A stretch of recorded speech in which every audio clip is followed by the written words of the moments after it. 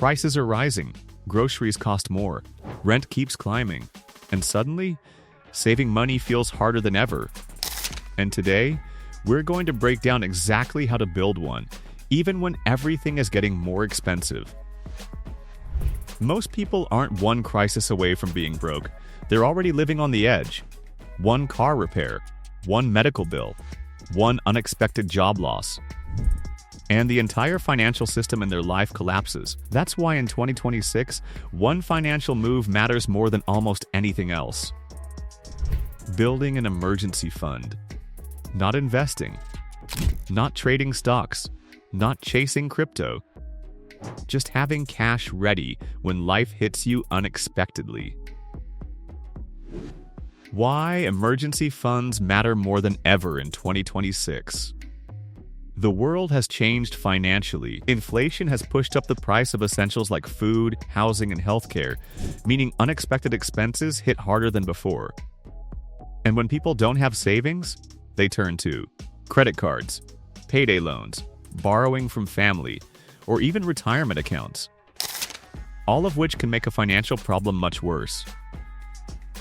Emergency funds protect you from events like job loss, medical bills, car repairs, home emergencies, unexpected travel for family issues. Without one, every surprise becomes a financial crisis.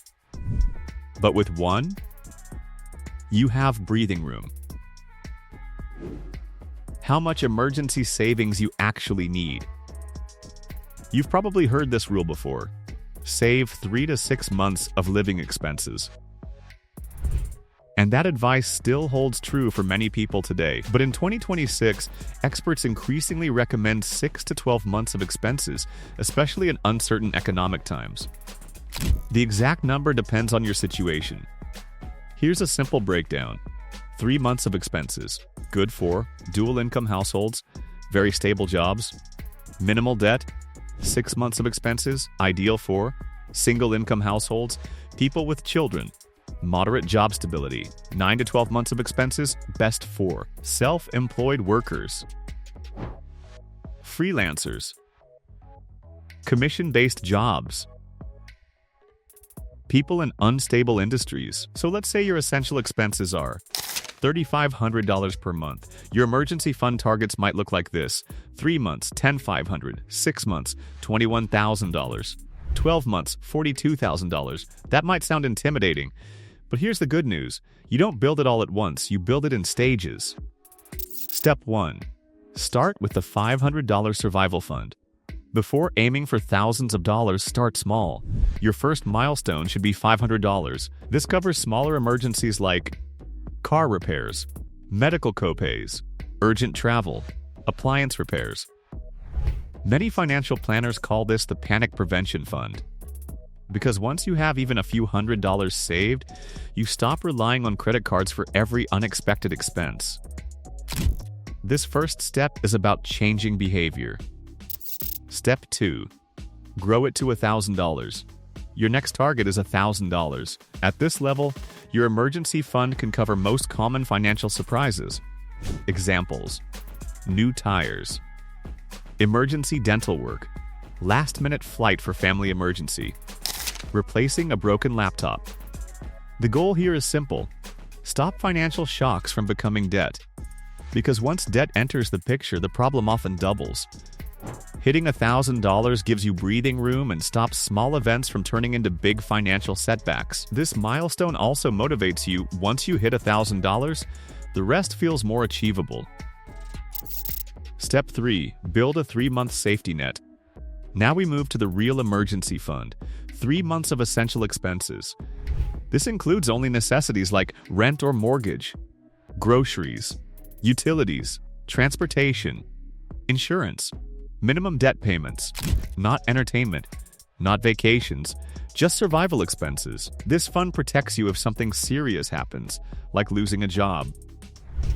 Financial experts recommend this level because many job searches and recoveries take several months.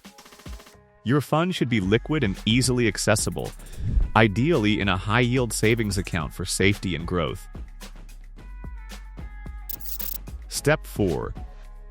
Expand to 6 months. 6 months is where your emergency fund becomes true financial protection. If you lose your job, this buffer gives you time to search for the right job, avoid panic decisions, keep paying bills without stress. Because job searches today often take months, not weeks. Many experts say 6 months is the realistic modern safety cushion. This level also helps cover more extreme events like major medical bills or long-term unemployment. Having 6 months of expenses saved also provides peace of mind. You don't have to sacrifice essentials just to stay afloat. Plus, it gives you flexibility to focus on long-term financial goals without stress. Where to keep your emergency fund? This is important. Emergency funds are not investments. Their purpose is safety and accessibility. That means the best place to keep them is high-yield savings accounts, money market accounts, short-term liquid funds. High-yield savings accounts in 2026 can earn around 4 to 5% interest while keeping your money safe and accessible. Places you should not keep emergency funds: stock market, cryptocurrency, retirement accounts, certificates of deposit with penalties. Why? Because emergencies happen when markets are down, and you never want to sell investments during a crash just to pay your bills. The biggest problem people face. Here's the biggest reason people struggle to build emergency savings. They try to save too much at once, so they give up. Instead, use the micro-saving strategy. Examples: save $10 per day, $300 per month. Save $50 per week, $2,600 per year. Even small amounts create momentum, and momentum builds discipline. 5 simple ways to build an emergency fund faster. 1. Automate your savings. Set up automatic transfers to savings every payday. If you never see the money in your spending account, you won't miss it. Automation turns saving into a habit instead of a decision. 2. Save your windfalls.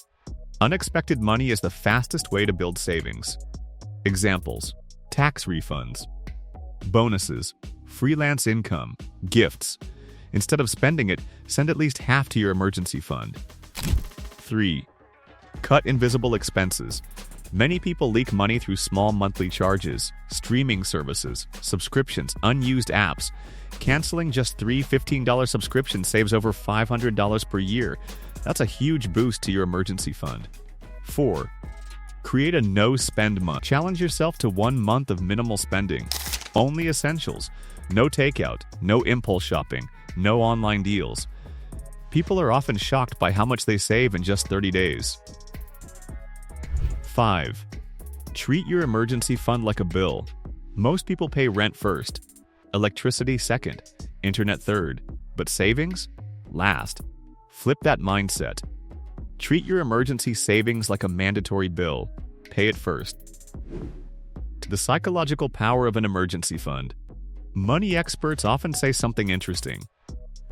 Emergency funds aren't just about money. They're about peace of mind.